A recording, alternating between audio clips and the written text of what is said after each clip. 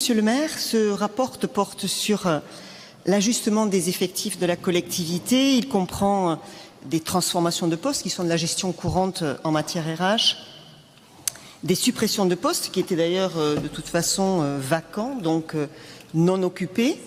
Il comprend surtout l'ouverture de nombreux postes en catégorie A, des coordonnateurs, des chargés de mission, des chargés de projet, avec un coût moyen de 50 000 € pour un attaché territorial.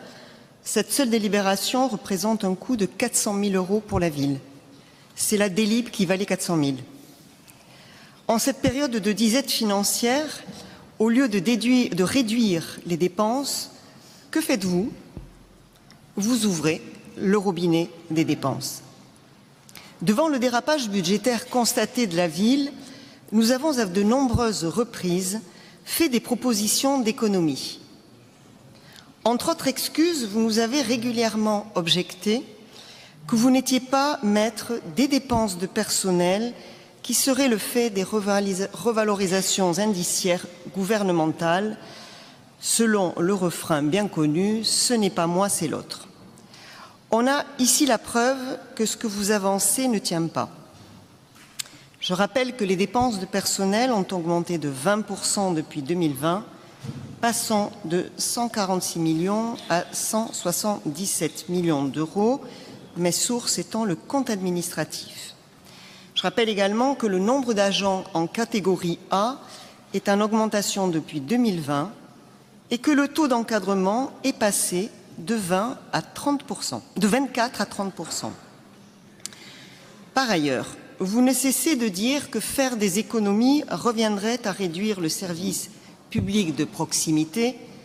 Rappelez-vous l'hiver dernier, avec vos banderoles sur les grilles de la mairie, vous laissez croire aux Bordelais que faire des économies reviendrait à les priver des enfants ou les priver des enfants de cantine ou se passer de la protection de la police municipale. Vous avez surtout bien joué avec leur peur. Cette délibération apporte bel et bien la preuve que l'augmentation de la masse salariale ne résulte pas seulement des évolutions réglementaires ou du maintien du service public de proximité. Vous pourriez recruter sur des postes de terrain, en contact avec les Bordelais qui le réclament d'ailleurs. Non. Au lieu de ça, vous recrutez dans les bureaux, dans des fonctions qui par nature ne sont pas en contact direct avec la population, et qui pourtant pèsent lourd dans le budget de la ville. Je le rappelle, 400 000 € pour cette seule délibération. Les prétextes que vous avancez sont donc fallacieux. La masse salariale n'augmente pas seulement pour des raisons dont vous ne seriez pas responsable. En revanche, vous restez constant.